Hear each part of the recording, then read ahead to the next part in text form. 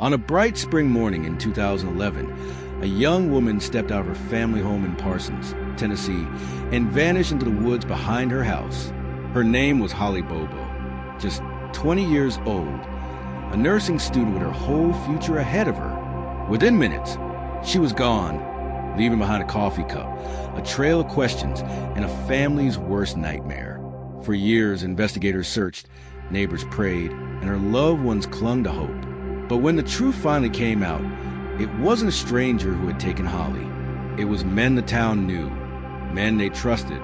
This is a story of a community shattered, a family tested, and a justice system pushed to its limits. A story of unanswered questions that still haunt Tennessee to this day. So stay with me as we uncover the chilling case of Holly Bobo, piece by piece. On the morning of April 13th, 2011, in the quiet rural community of Parsons, Tennessee, the Bobo family woke up to what should have been an ordinary day. Nestled among rolling fields, pine trees, and winding back roads, Parsons wasn't the kind of town where people expected tragedy to strike. It was a place where neighbors left doors unlocked, where everyone waved to one another at the grocery store, and where the biggest excitement in town was usually Friday night football. But by the time the sun had fully risen that Wednesday morning, this small town would be thrown into a nightmare that would haunt it for years to come. Holly Lynn Bobo was just 20 years old, a bright, disciplined nursing student at the University of Tennessee at Martin's Parsons campus. Friends and family often describe her as kind-hearted, studious, and full of potential. She wasn't just a dreamer, she was a doer. Holly had set her sights on becoming a nurse, determined to dedicate her life to helping people heal. Her life was a delicate balance of hard work and youthful energy. Holly loved singing, hunting with her family, and spending time outdoors. But above all, she carried herself with a sense of purpose that her friends admired and her family cherished. That morning, Holly had her usual routine. She flipped through her nursing textbooks, pages filled with highlighter marks and careful handwritten notes. On the counter lay her notebook, neat and organized, reflecting her determined personality. It was just another day, or so it seemed. Around 7:30 a.m., Holly prepared to leave for class. Her mother, Karen, was already out of the house, working at a local school. Holly's father had left earlier for work as well. At home that morning were just Holly and her older brother, Clint, who was inside, winding down after a long night of turkey hunting. Holly gathered her things, her purse, her books, and stepped out the back door into the crisp spring air. Morning dew clung to the grass, and the smell of honeysuckle carried faintly on the breeze. Birds chirped in the distance, filling the air with an almost idyllic calm. But what happened next shattered that peace forever. Clint, still inside the house, glanced out the window toward the carport. There, he saw something he couldn't quite process. Holly was walking across the yard with a man dressed in camouflage clothing. From Clint's angle, the scene didn't seem alarming. In fact, his first thought was that Holly must be talking to her boyfriend. After all, they were in Tennessee. Camouflage was practically casual wear, especially during turkey season. So, he didn't intervene. He didn't call out. He simply assumed his sister was safe. But Clint was wrong. Terribly wrong. From that window, Clint saw the pair, his little sister and the unidentified man, moving toward the tree line that edged their property. The woods beyond their backyard stretched deep and dark, the kind of forest where sounds vanish and shadows play tricks on the eyes. Within minutes, Holly and the man disappeared into those woods. And then, silence. No cries for help. No sound of a struggle. Just the eerie quiet of a spring morning. Unbeknownst to Clint, this was the last time anyone would see Holly alive. Moments later, Karen Bobo received a call while at work. Holly's boyfriend, Drew, had phoned her, alarmed after a disturbing exchange. Apparently, Holly had spoken with her mother briefly that morning, her voice trembling, and mentioned seeing someone outside. Karen rushed home, her heart pounding with dread. By the time she arrived, Holly was gone. Her car remained in the driveway, her purse was left behind, and her belongings sat untouched. Something was very wrong. Panic quickly set in. Clint, realizing the gravity of the situation, told investigators what he had seen. His sister walking into the woods with a man he didn't recognize. At first, Authorities considered the possibility that Holly had left willingly, but nothing about the scene supported that theory. Holly was responsible, grounded, and had her entire day planned. There was no reason she would vanish. Word spread quickly through the close-knit town. Holly Bobo was missing. Neighbors, classmates, and church members rushed to help. Volunteers formed search parties, scouring every creek bed, ditch, and thicket of woods in Decatur County.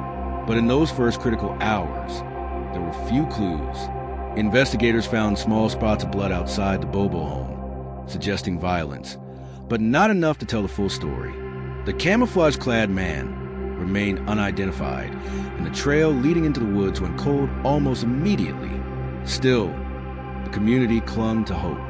Maybe Holly had been taken, but was still alive. Maybe she could be brought home. For the Bobo family, the pain was indescribable. Karen, her voice breaking, pleaded on television for her daughter's safe return. Clint, haunted by what he had seen, struggled with guilt. Had he made a mistake by not going outside that morning? If he had acted differently, could Holly have been saved? Her father, Dana, threw himself into the search, holding on to faith even as days stretched into weeks. For the Bobos, life had become an endless cycle of waiting by the phone, scanning the horizon, and praying for a miracle. Soon, the national media picked up the story. The disappearance of Holly Bobo became headline news, casting a spotlight on the small town of Parsons. With the Tennessee Bureau of Investigation, TBI, taking charge, the case grew in scale. Investigators fielded hundreds of tips, questioned neighbors, and tracked down leads. But despite the effort, Holly remained missing. No ransom note, no solid suspect, just a trail of unanswered questions. As time passed, whispers began to spread. Some wondered if the camouflaged man had been a local hunter. Others speculated about people in town with troubled pasts. Every neighbor looked a little more suspicious, and every shadow seemed to hide a secret. The sense of safety Parsons once knew was gone, replaced by fear and suspicion. The first days turned into weeks, weeks into months. And with every sunrise, the question deepened. Where was Holly Bobo? Her textbook sat untouched. Her room remained as it was, frozen in time, as if waiting for her to walk back in. Each vigil held by the community brought tears, prayers, and candles lit against the darkness. But behind the prayers lingered another truth. The longer Holly was missing, the more unlikely it became that she would be found alive. And yet, the search would continue. For years, authorities chased shadows, sifted through rumors, and followed dead ends. But in 2014, a shocking development would jolt the community once again. Arrests were made, not of strangers, not of outsiders, but of men who lived among them. Men they knew, men they trusted. How could the truth have been hiding in plain sight all along? The disappearance of Holly Bobo spread like wildfire through Parsons, Tennessee. Within hours of her vanishing into the woods, the town that once felt like a safe, sleepy community was transformed into the epicenter of fear, grief, and relentless searching. Neighbors, friends, and complete strangers rallied to the Bobo family side. They refused to let Holly's story fade quietly into the background. In those early days, hope was still alive. Hope that Holly was out there somewhere, waiting to be found. By that same afternoon, volunteers began combing through fields and woods surrounding the Bobo home. Men in work boots, mothers with strollers, teenagers carrying bottled water. Everyone wanted to help. The sight of hundreds of people in orange vests and camouflage scouring creeks and abandoned barns painted a picture of unity. Search parties worked in shifts, combing every square foot of land they could access. Helicopters circled overhead, their blades chopping the air as deputies scanned the ground for any trace of Holly. Search dogs were brought in, noses pressed to the ground, straining on their leashes. The Bobo family's church became a command center, with tables piled high with food donated for searchers and posters of Holly's smiling face pinned to every wall. The words "Find Holly" became a rallying cry, a mission no one in Parsons was willing to abandon. In the first days, every tip seemed urgent. A neighbor reported hearing a scream in the woods. Another claimed to have seen a pickup truck speeding down a dirt road. Each call sparked a surge of adrenaline among investigators, but each ended in disappointment. Authorities found drops of blood near the carport, confirming a violent struggle had likely occurred. But the small traces were not enough to lead them to Holly. The trail went cold almost as soon as it began. The Tennessee Bureau of Investigation, TBI, fielded hundreds of tips daily, many from people convinced they knew what had happened. But false leads piled up faster than investigators could process them. For every clue that seemed promising, 2 more led to dead ends. Still, the searches continued. Creeks were dragged, wells were inspected, abandoned cabins were broken into, but Holly was nowhere to be found. While the community searched, the Bobo family lived through a private nightmare. Holly's mother, Karen, became the face of the family's pleas, often appearing on local news stations with tearful appeals. She begged whoever had taken her daughter to bring her back alive. Her father, Dana, who worked for the Tennessee River Electric Cooperative, threw himself into every search effort. He scoured rural backroads, fields, and hunting spots, anywhere Holly might have been taken. The exhaustion on his face told the world what no parent should ever have to endure, the agony of not knowing. And then there was Clint. The guilt he carried was crushing. He had watched Holly walk into the woods that morning, assuming she was safe. Replay after replay of that moment haunted him. What if he had gone outside? What if he had yelled? Would things be different? For the Bobos, light had split in 2, before April 13th and after. It wasn't long before Holly's case became a national story. News outlets from around the country descended on Parsons. The image of Holly's bright smile appeared on every major network. Reporters interviewed neighbors, classmates, and family members, amplifying the urgency of the search. National programs like America's Most Wanted highlighted the case. With every broadcast, more tips flooded in. The hope was that someone, somewhere, had seen something that could break the case wide open. But for all the attention, nothing substantial emerged. Holly remained missing, and the mystery only deepened. In time, investigators began focusing on a local man, Terry Britt, a registered sex offender living not far from the Bobo home. Britt matched him to witness descriptions: tall, stocky, often seen wearing camouflage. Investigators searched his home multiple times, seizing clothing, electronics, and even vehicles. They questioned him relentlessly. To many, Britt seemed like the obvious suspect. He had a criminal history that included stalking women, and neighbors recalled unsettling encounters. But despite the suspicion, prosecutors didn't have enough evidence to charge him. DNA tests came back inconclusive, and there were no witnesses who could directly tie him to Holly's disappearance. Britt remained free, and the Bobo family was left in torment, knowing a dangerous man might still be in their midst. Days became weeks. Weeks bled into months. And still, no Holly. Search efforts slowed as time passed, but they never fully stopped. The community held prayer vigils in the church parking lot, their voices carrying through the night. Candles flickered against the darkness as people clung to the hope that Holly might somehow be returned. The Bobos left Holly's room untouched. Her textbooks lay open, her bed made, her belongings waiting. For Karen, walking past the room was both painful and necessary, a reminder of the daughter she refused to give up on. But each holiday, each birthday, each milestone came and went without Holly. The silence in the house grew heavier. Behind the scenes, investigators faced mounting pressure. The longer Holly was missing, the harder it became to sustain momentum.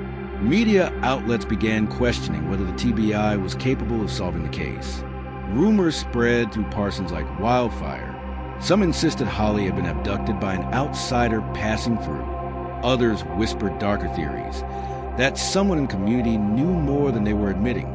Friendships strained as suspicion poisoned relationships. Authorities released sketches, photos, and pleas, but no arrest came. Every time the phone rang at the Bobo home, the family's hearts leapt, only to sink again when it wasn't news of Holly.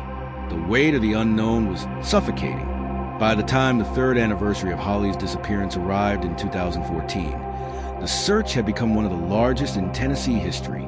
Yet still, no answers. The vigils continued, but the once bright hope began to flicker. For some, it was impossible to ignore the grim reality that Holly might never come home. And then, just when it seemed the case might fade into obscurity, a breakthrough arrived. In March 2014, the Tennessee Bureau of Investigation made an announcement that stunned the community. Arrests had been made in the Holly Bobo case. But the shock wasn't just that someone had finally been taken into custody. It was who the suspects were. They weren't strangers. They weren't drifters from out of town. They were men who lived among them. Men the community knew. And as their names were revealed, Parsons would be forced to confront an even darker truth. The danger had been closer than anyone dared imagine. For 3 agonizing years, the Bobo family and the people of Parsons, Tennessee, had lived in a fog of uncertainty. Searches had turned up nothing. Tips fizzled. Suspects came and went. To many, it seemed Holly's case might remain unsolved forever. Then, in March 2014, everything changed. The Tennessee Bureau of Investigation, TBI, made an announcement that sent shockwaves through the town. Arrests had been made in connection with Holly Bobo's disappearance. But the real bombshell wasn't just that someone had finally been charged. It was the fact that the men accused weren't strangers or nameless predators drifting through town. They were locals, people from families the community had known for years. The first name announced was Zach Adams, a 29-year-old man from Darden, Tennessee, a small town not far from Parsons. Zach was no stranger to law enforcement. He had a reputation, brushes with drugs, a short temper, and a troubling past. Investigators charged him with especially aggravated kidnapping and first-degree murder in the case of Holly Bobo. The news stunned everyone. Zach had grown up in the area. He wasn't an outsider. He was one of their own. Neighbors remembered him as reckless, sometimes cruel, but no one had connected him to Holly's disappearance until then. Suddenly, the rumors that had swirled for years seemed to take form. But Zach wasn't the only one. Just days later, authorities arrested Jason Autry, a man in his late 30s who had also grown up in Decatur County. Like Adams, Autry had a checkered past, known for criminal activity and drug use. Soon after, Zach's younger brother, Dylan Adams, was also arrested. Dylan, unlike his older brother, was described by many as quiet and socially awkward, struggling with learning disabilities. But authorities believed he had played a role in Holly's kidnapping and murder. The list didn't stop there. Over time, additional names surfaced. Friends and acquaintances tied to the Adams brothers. For a small town like Parsons, it was overwhelming. Families who once shared meals, schools, and church pews with the suspects now looked at them as monsters. The arrests finally provided answers, but the details investigators revealed were chilling. According to authorities, Holly had been taken against her will, held captive, and killed in a horrific sequence of events. Prosecutors alleged that Zach Adams was a ringleader, the one who orchestrated Holly's abduction and ultimately pulled the trigger. Jason Autry, they said, helped in disposing of her body. Dylan Adams was accused of being present and complicit. The picture painted by investigators was dark, disturbing, and unlike anything the tight-knit community of Parsons had ever imagined. When news of the arrest spread, Parsons erupted with disbelief. How could people they had known for years, people who had grown up in the same town, shopped at the same stores, attended the same schools, be capable of such evil? For many, the thought was unbearable. This wasn't a case of a faceless predator from far away. It was their neighbors.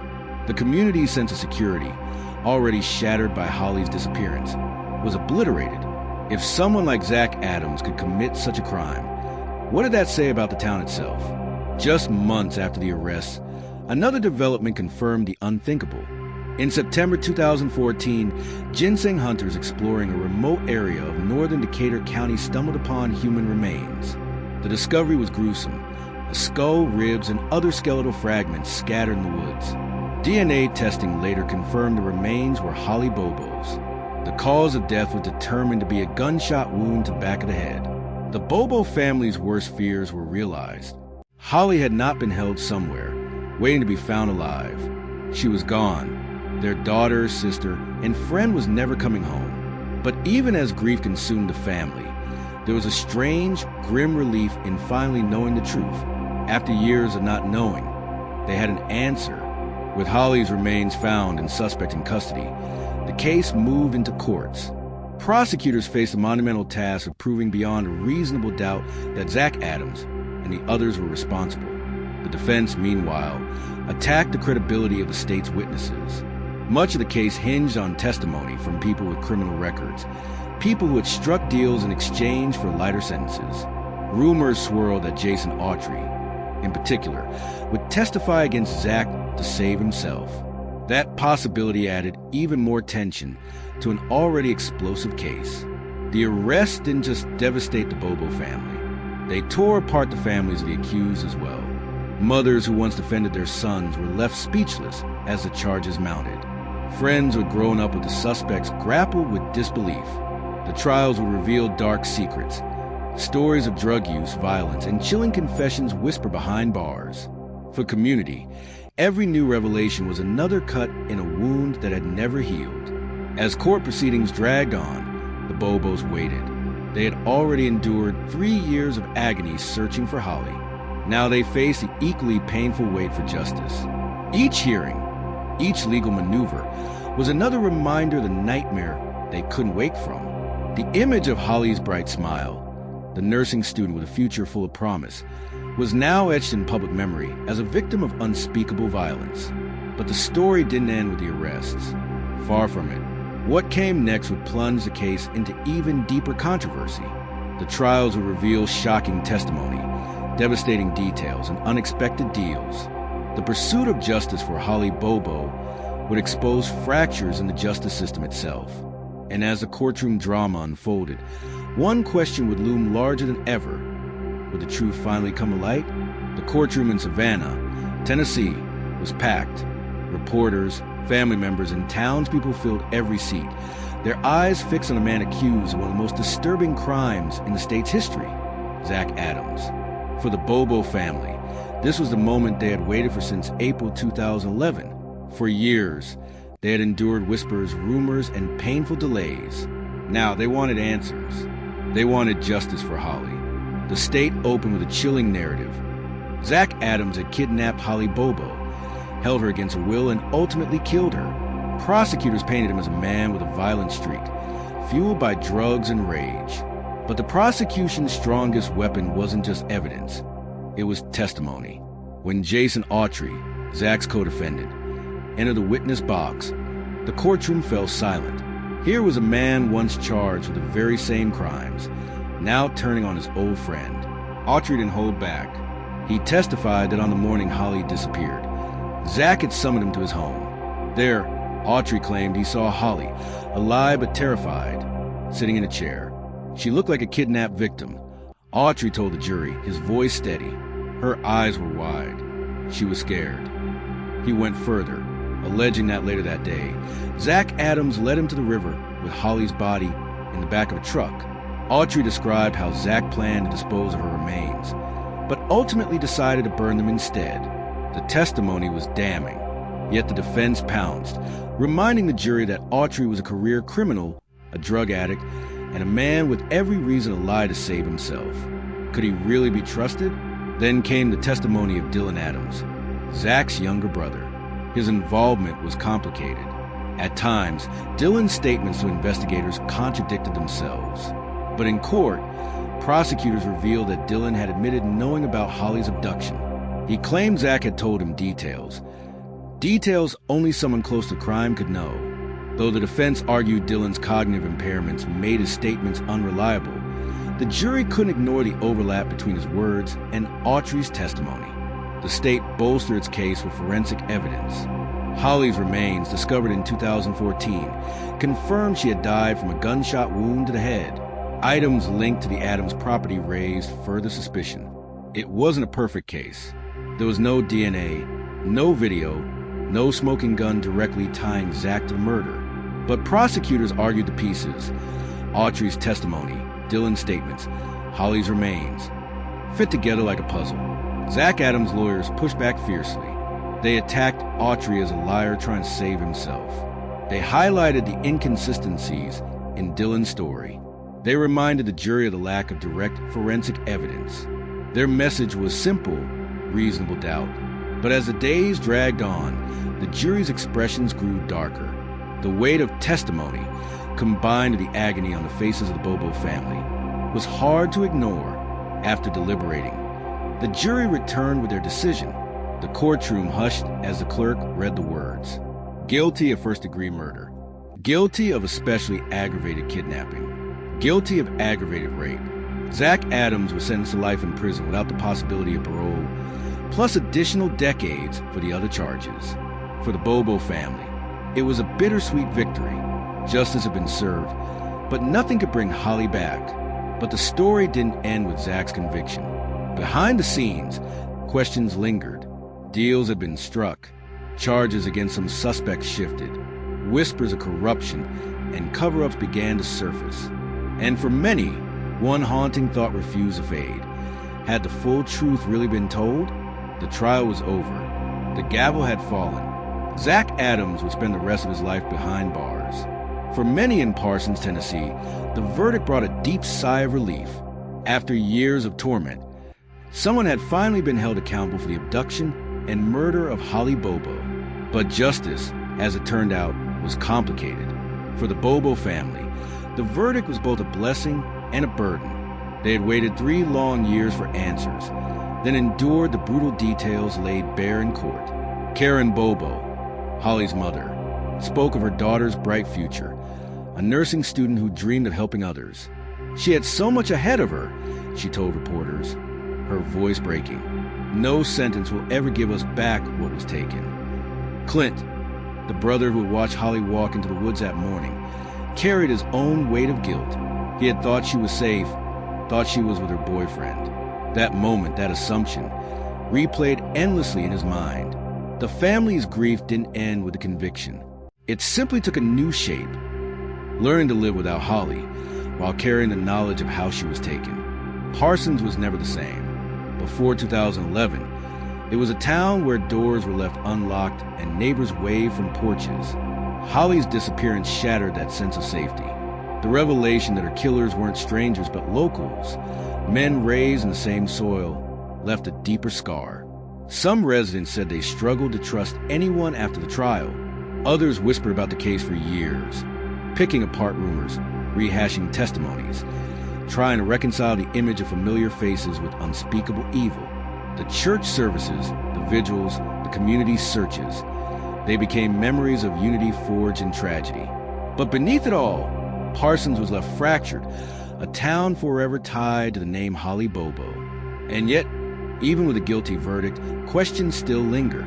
Critics point out that much of the state's case relied on testimony from convicted criminals, men who had struck deals in exchange for leniency. Could their words be fully trusted? There are no fingerprints tying Zach Adams to Holly. No DNA, no video. Much of the evidence was circumstantial, woven together through stories and confessions. Some still wonder, did everyone involved face justice? Or were there others who slipped through the cracks, names whispered in back rooms but never brought before a jury? And what about Dylan Adams? His shifting statements, his mental impairments. Did he truly understand what he was confessing to? Or was he a pawn in a larger narrative the state needed to secure convictions? The case may have closed in court, but in the minds of many, the full truth remains clouded. Today, Holly's story continues to echo far beyond Tennessee. Her name is spoken in conversations about victims' rights, about the cracks in the justice system, about how communities rally or break under the weight of tragedy. For true crime followers, her case is a haunting reminder that evil doesn't always come from strangers lurking in the shadows. Sometimes, it comes from the very people we think we know. And for her family, every anniversary is a reminder of the life that could have been. A young woman who might have graduated nursing school, started a family, built a career helping others. A future stolen, leaving only memories and what-ifs. The Holly Bobo case is more than a story of a crime solved. It's a story of a family's resilience, a community's heartbreak, and a justice system tested by its own flaws. Yes, a conviction was won. Yes, answers were given. But the questions, the ones whispered late at night, the ones the verdict couldn't silence, remain. And maybe that's the haunting truth of cold cases like this. Closure is never absolute. The scars remain, the doubts linger, and the story never truly ends. And with that, the chapter on Holly Bobo closes. not with complete resolution, but with reflection, grief, and unanswered mysteries that will forever shadow the town of Parsons. The case of Holly Bobo leaves us with as many questions as answers. A guilty verdict was delivered. Justice, in a sense, was served. But for her family and for the town of Parsons, closure will never come easily. Holly's story reminds us that sometimes the greatest dangers aren't from the strangers we fear, but from the people we think we know. What do you think? Did justice truly prevail, or are there still truths buried beneath years of testimony and doubt? Drop your thoughts in the comments. I'd love to hear your perspective. If you found this story compelling, don't forget to like, share, and subscribe for more deep dives into true crime cases that continue to haunt communities across the country. And as always, thank you for watching. Stay safe, stay aware, and I'll see you in the next story.